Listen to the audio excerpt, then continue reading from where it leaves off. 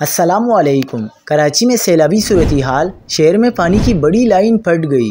जामिया कराची में पानी दाखिल होने से कितना नुकसान हुआ, खुसूसी मनाजिर सामने आ गए। क्या आप हालात हाजरा से आगाही हासिल करना चाहते हैं? खबर के पीछे छुपे असल हकाइक जानना चाहते हैं तो अभी सब्सक्राइब कीजिए दिलमिल पाकिस्तान को और साथ ही घंटी के निशान पर क्लिक कर दें। आपको बताते चलें कि जामिया कराची के रिहायशी इलाके के करीब से गुजरने वाली पानी की 84 इंच की लाइन फट गई। जामिया कराची के रिहायशी इलाके के बेशतर हिस्सा ज़ेरे आब आ गया।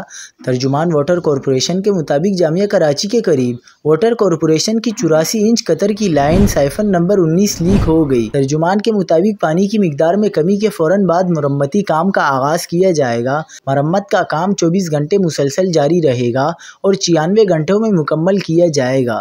मरम्मती काम के दौरान शहर के मुख्तलिफ इलाकों में पानी की फराहमी जुज़वी तौर पर मुअत्तल रहेगी। मरम्मती काम के दौरान शहर को यौमिया 250 MGD पानी की कमी का सामना होगा। मरम्मती काम के बावजूद शहर को 400 MGD पानी की फराहमी मामूल के मुताबिक जारी रहेगी। शहरी पानी का ज़ख़ीरा करें और इसे एहतियात से इस्तेमाल करें।